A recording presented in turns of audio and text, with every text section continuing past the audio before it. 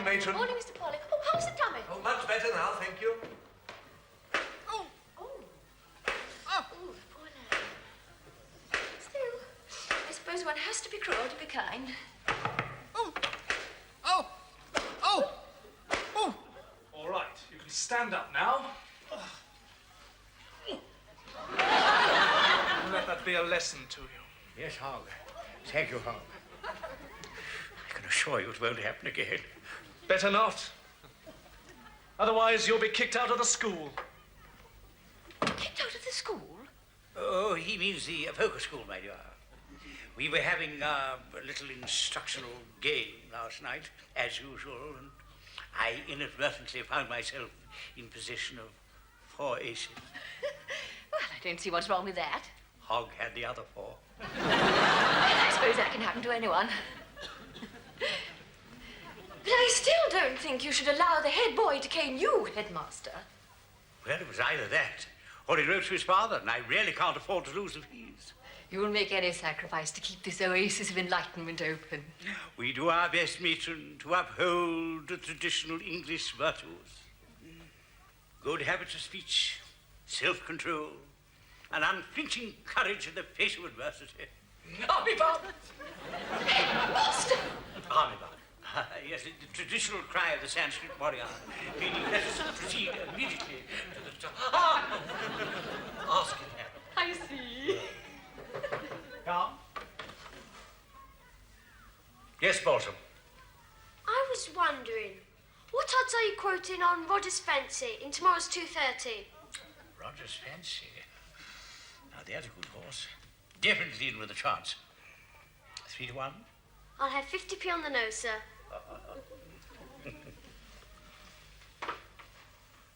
Poor boy. He's positively retarded. Is he?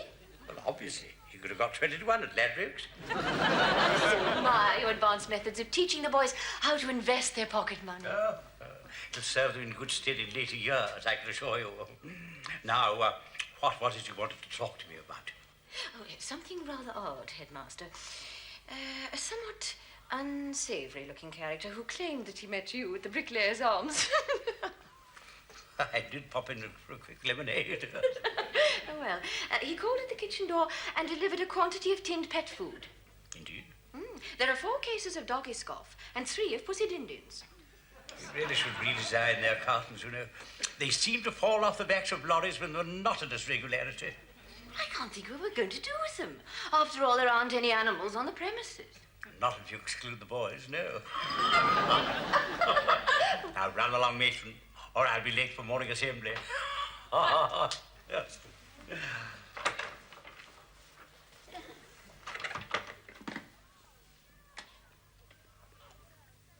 A cook, are you there? Yeah? You'll find some tins in the kitchen. Tins? Those round silver things with flat ends. Oh, yeah? Yes, open a few of them. We'll give the boys a real feast tonight.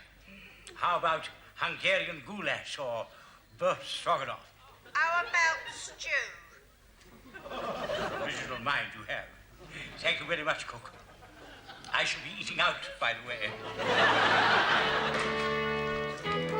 Good trot, lad. Jolly good address you gave the boys at assembly, sir. Thank you, Hogg. I do hope it will be instructive to you all. I'm certain it will, sir. What was it again? 39A Niles Street, Romford, 2nd floor. Ask for Nellie. Can't wait for half term, sir. Mention my name. I do have a small financial interest. Oh. Hurry up, boy.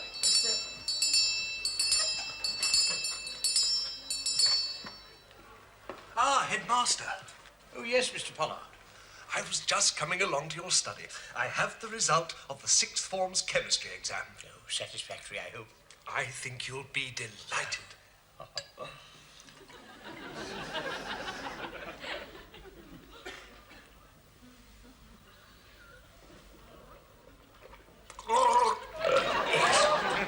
Superb, in fact. Tell the lads to keep up the good work. We can flog this under the 12-year-old malt whiskey lid. At the usual commission, I take it. Certainly. No one can ever accuse me of being dishonest. No offence, Headmaster. It's simply that I like to see my boys increasing their pocket money. I'm glad you said that. And a recent innovation of mine will give them every opportunity to do so. Come with me.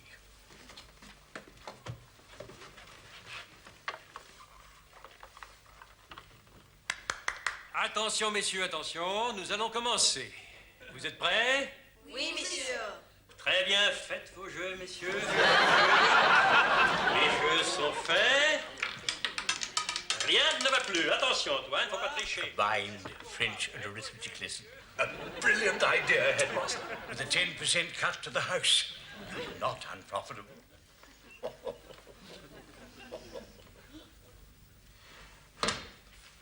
Money, money, money, money, money, money. It's a rich man's world.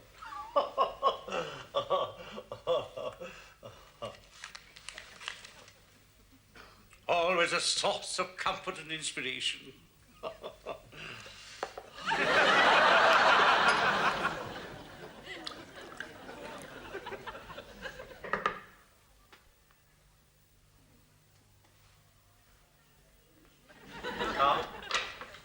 Sorry to disturb you, Headmaster, but when you were at assembly, your telephone was ringing most insistently, so I took the liberty of answering it.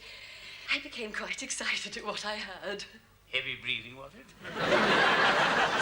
It was a Lady Crowborough speaking on behalf of the Grand Duke Gustav of Malthusia. What did she have to say? She said she intends to visit the school this afternoon to ascertain its suitability for a certain person. I think the time has come, matron, to let you into a secret. It is quite possible that shortly we shall be having a small His Royal Highness in our charge. A prince? Oh, you can't mean it. Oh, but I do. Not, unfortunately, one of the progeny of our own dear Queen. This one's a wop. Well, a foreigner, anyway. Still, better than nothing. Absolutely thrilling. How do you suppose they came to hear of Cheatwell? I wrote and told them about us. My letter was supported by glowing recommendations from the Chancellor of Oxford University, the Minister of Health, and Dame Vera Lynn.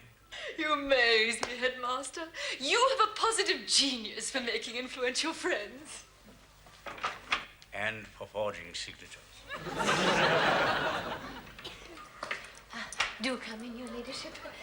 I'll inform the Headmaster immediately. He won't keep you a moment. Thank you, dear. Right, come along, boys. Back to your classrooms. Come along, quickly now, inside. Come along.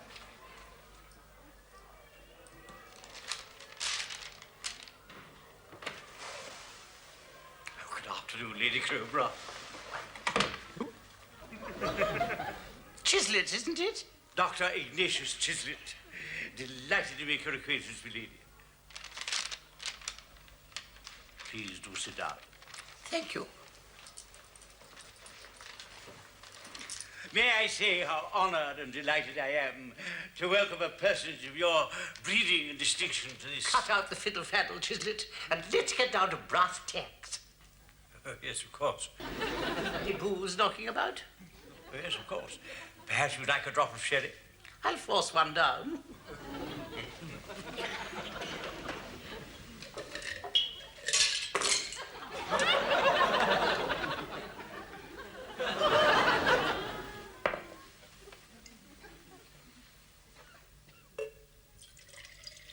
I'll say when.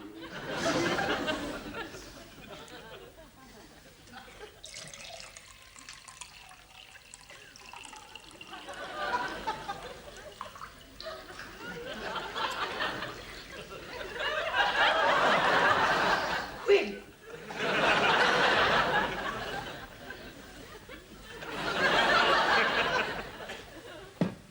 Well, now, perhaps you'd like to see our prospectus.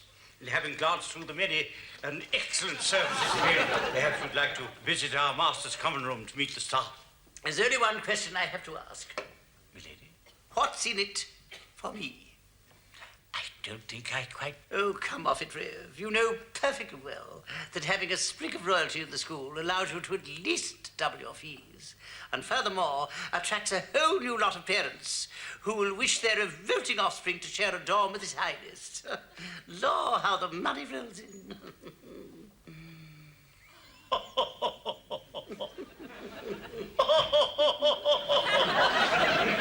I think I detect a kindred spirit. What sort of percentages did you have in mind? Let's not haggle about money. It's so vulgar. Then it's a deal. Excellent, excellent. Not so fast, Chislet. One small problem remains. The Grand Duke, being inordinately keen on physical fitness, insists that whichever school I choose for its son must have an excellent record in the field of athletics. I'm sure that can be arranged.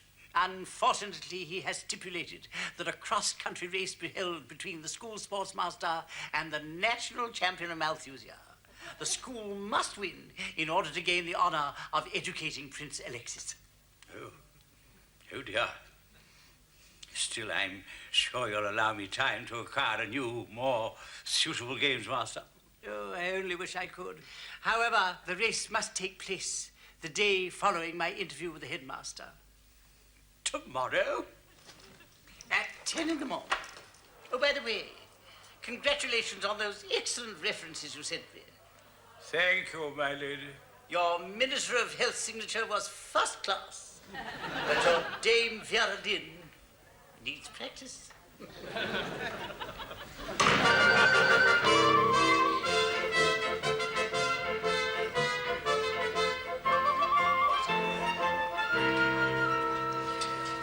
So exciting, Headmaster, don't you think? Exhilarating. I think our Mr. Belcher has a jolly good chance. He's the best sportsmaster we've ever had. He's the only sportsmaster we've ever had.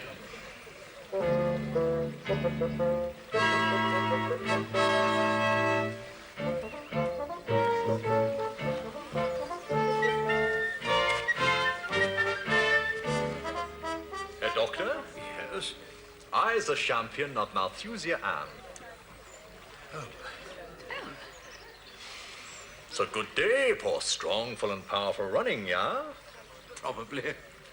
I shall some exercisings make for lumbering up the corpse. Excuse.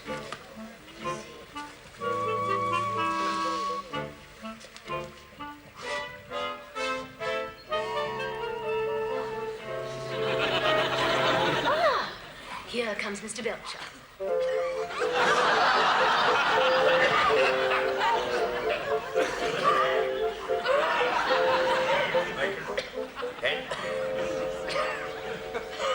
Is that your position? Yes. How do you propose to tackle him? Well, I'll give these up for a start. Should go and have a lie down if I were you. Excuse me, Lisa. I must have a word with Hogg. Very good. Is everything arranged, Hogg? Yes, sir. Good, because I'm relying on you. You haven't forgotten that you promised the boys a few extra days' holiday at half term, have you? Certainly not.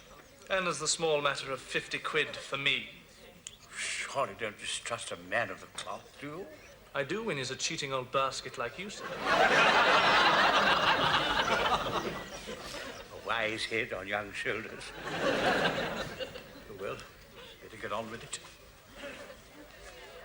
Now you understand, ladies and gentlemen. A 10-mile cross-country circuit, starting and finishing here. Get set.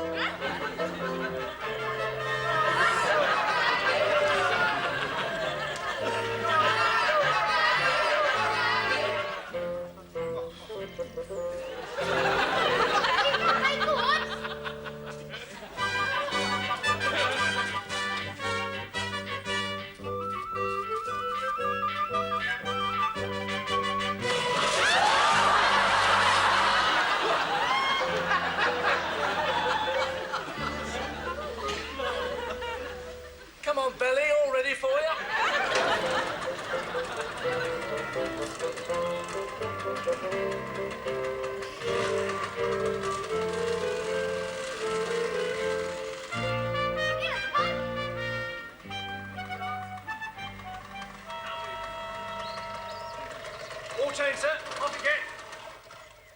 Over the bridge, sir. Quick. Oh. Come on.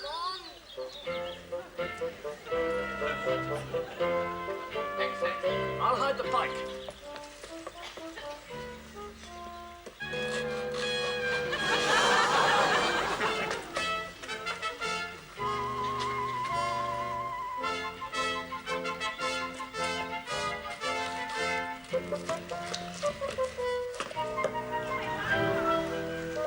What happened? Dunno. I don't understand it. It should have.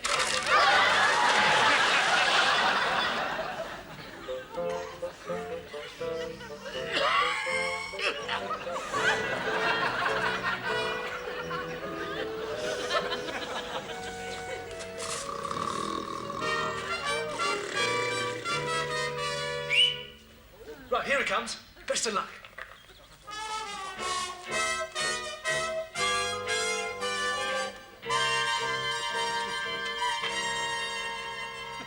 Blimey, must be one of them.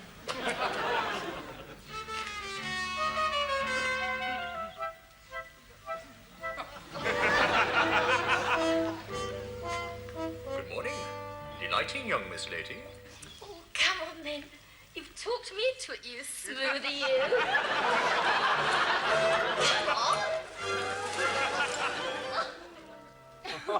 C'est cool.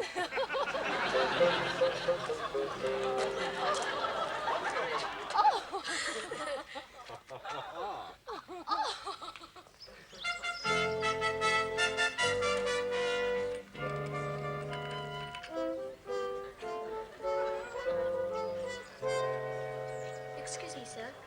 What is it, Bolton? What odds are you quoting on the Malthusian champion, sir? 5-1. I'll have £1 on him, sir. Ah, thank you.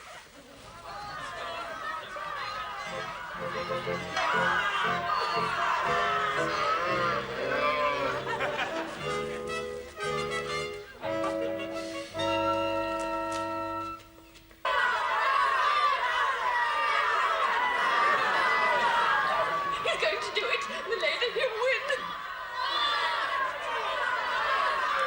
And who was the fool who said cheats never prosper?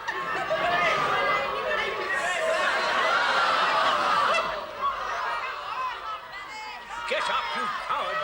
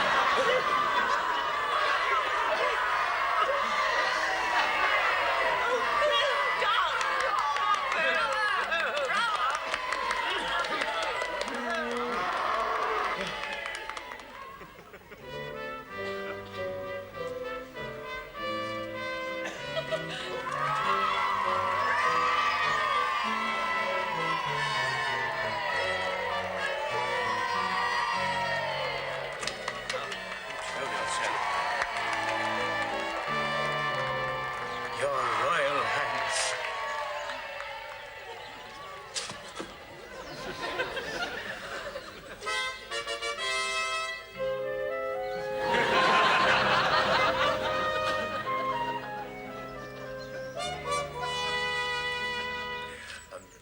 Matron, show the Prince to his quarters, will you? Certainly. This way. Right, come along. I won't be a moment, Matron. Ah, Chislett. Good morning. Ah, my Lord Bishop, what an auspicious occasion you've chosen to visit us. Oh, yes, indeed. I am well aware of your remarkable ability to attract the very cream to the school. A gift from the Almighty. Exactly the opinion of the Archbishop himself. Really? Which has decided him to reward you with advancement to the rank of bishop. And to send you to take charge of a bigger and more important establishment. Oh, I'm overwhelmed. It is a brand new school. Yes. On the banks of the Ngambo River in Sabutaland. A remote and dangerous part of Africa, to be sure. Most rewarding. Once you wean them away from cannibalism. Cannibalism?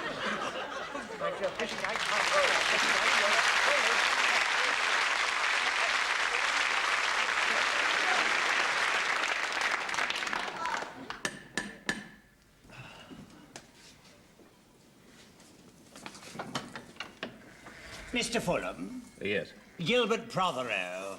Gilbert who? Gilbert Prothero. I'm here to sell you a collapsible canvas canoe. I beg your pardon. Tidal waves, floods, cloudbursts, anything in that nature. You'll be sitting pretty if you happen to possess a collapsible canvas canoe. In fact, you'd have the decided edge on those who might otherwise be called upon to drown.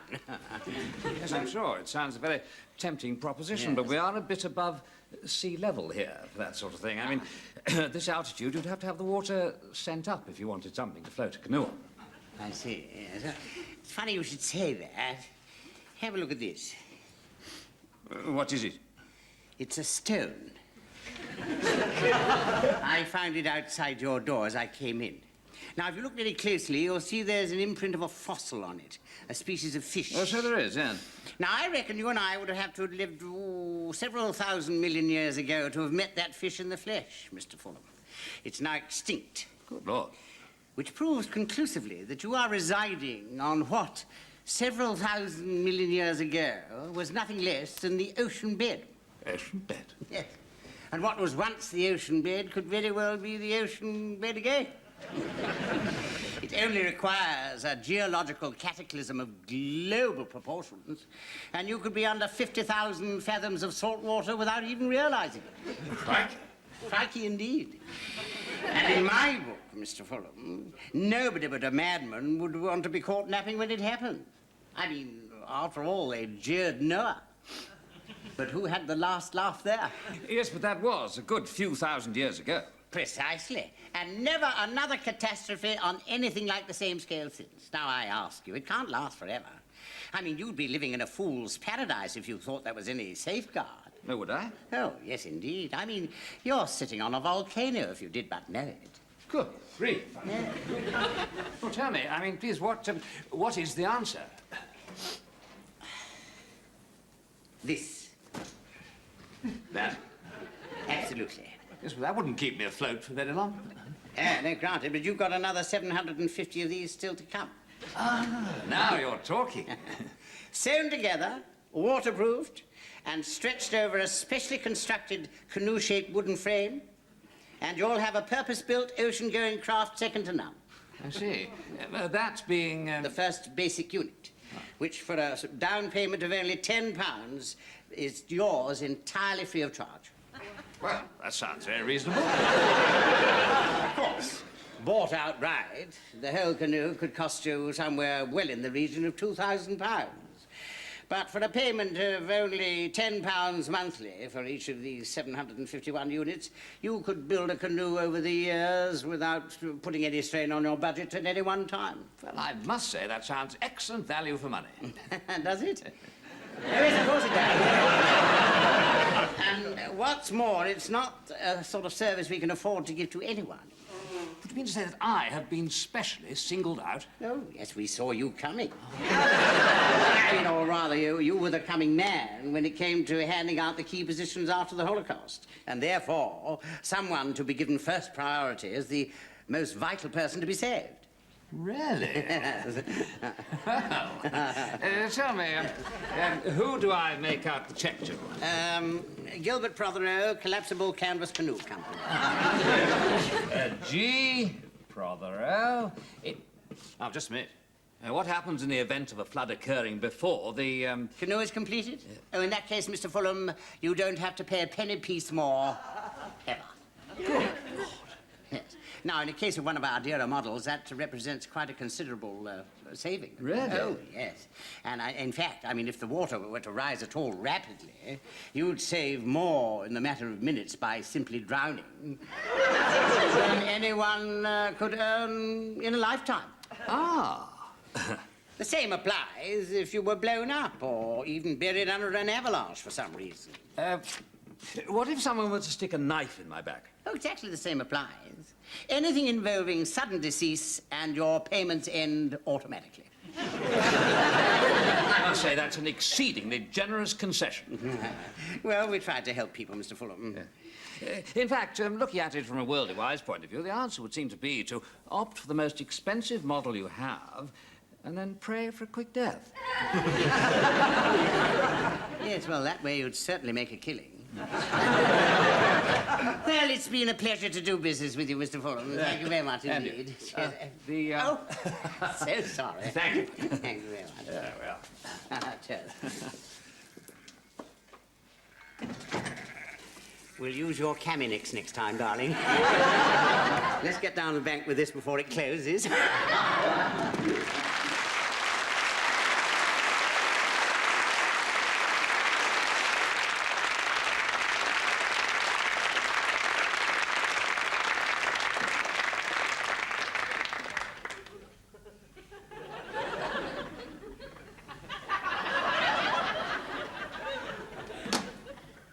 Hello, love. I'm home. Harold. Harold, I said I'm home. Good, have you got it? Yes, I got it. Well, come on, let's have a look at it then. It's here, in here. Oh, go on, you take it. I don't want nothing more to do with it.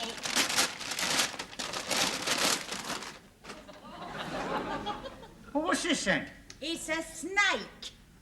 Well, I know it's a snake. I didn't think it was a limp walking stick. Of course it's a snake. It's obvious it's a snake, isn't it? Well, that's what you asked me to get you, a snake. So that's what you got. I asked you to get me a Western hognose, not a Waggler's pit viper. Well, what difference does it make? They all look the same to me. Look, I show you. They all look the same, Agnes. Look, a Western hognose has an upturned snout and is commonly slate grey in colour, whereas a Waggler's pit viper has 2 marked indentations on the head and large yellow eyes, just like your mum. Harold, if you're not satisfied, why don't you go down the Natural History Museum and get them yourself? I've just about had enough of all this. All you ever think about, all you ever talk about is snakes. Snakes, snakes, snakes. You got snakes on the brain. I haven't got snakes on the brain. Now turn the telly on. It's my favourite programme coming up. Oh, what's that then? Monty Python. You see, you are obsessed. Oh, I just don't know why you have to do it. I'll tell you why I have to do it, Agnes. My entire performance on Mastermind next week stands or falls by this research. Would have to be snakes, wouldn't it? I mean, ugh, they're so repulsive. Look at them all, walking all over our furniture. And how do you think I feel? Gazing at that ugly, slimy thing on my television every night. That's no way to talk about Nicholas Parsons. You know perfectly well what I mean. Yeah, just a minute. What's the time? Oh, 6 o'clock. Ha! 6 o'clock. Right, come on then. Oh, no, do we have to? You know, 6 o'clock every night, remember? We agreed. Well, Harold, I don't feel like it tonight. I've got a headache. Agnes. Oh, well, all right then.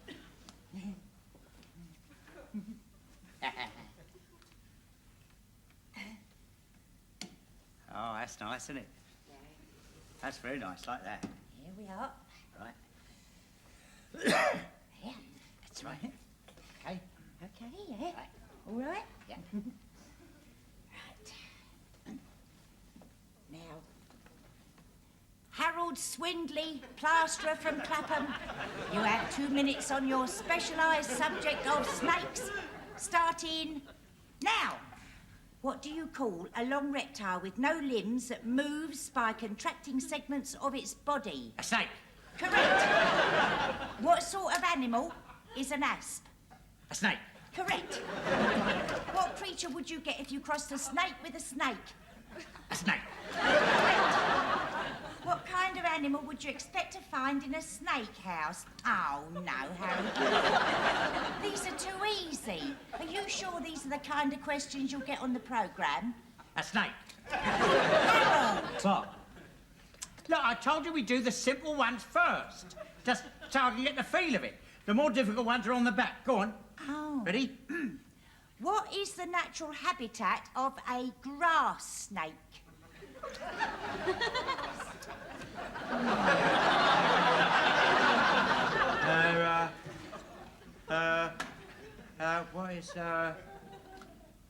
What was the question again? Oh, beep, beep, beep, beep. Oh, I pass. Oh, look, I'm fed up with this. This whole thing is a complete waste of time. Well, I've had enough of it. I am not stopping in this snake-infested house a moment longer. That's all it is. Snakes, snakes, snakes. Well, I've had enough of snakes. I am sick of snakes. I'm fed up with them.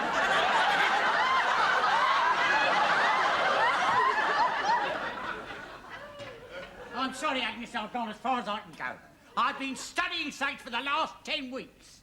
I've read about them, I've been examining them, I've dissected them. I've got snakes coming out of my ear holes. And why? Because I want to win that competition, that's why. I mean, when this letter came from the BBC and I read these words, look, we are pleased to tell you you've been accepted for Mastermind. Your specialist subject will be snails. When I read them words... What did you say? Snails. Snails? Harold, get out of this. All right, I'm going.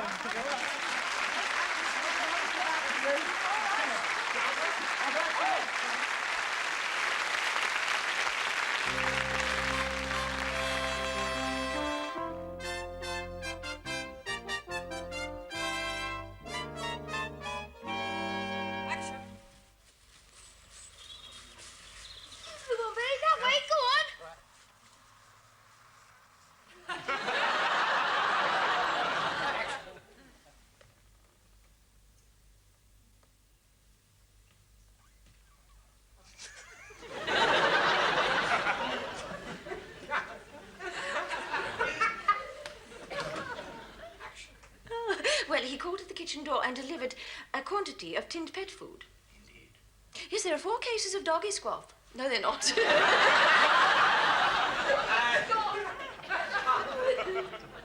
Action! Good afternoon, lady.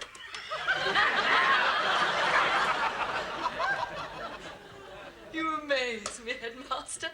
You have a positive genius for making influential friends. And for causing signatures. And let that be a lesson to you. Yes, Hogg. Thank you, Hogg. I assure you it won't happen again. Better not. Otherwise, you'll be kicked out of the school.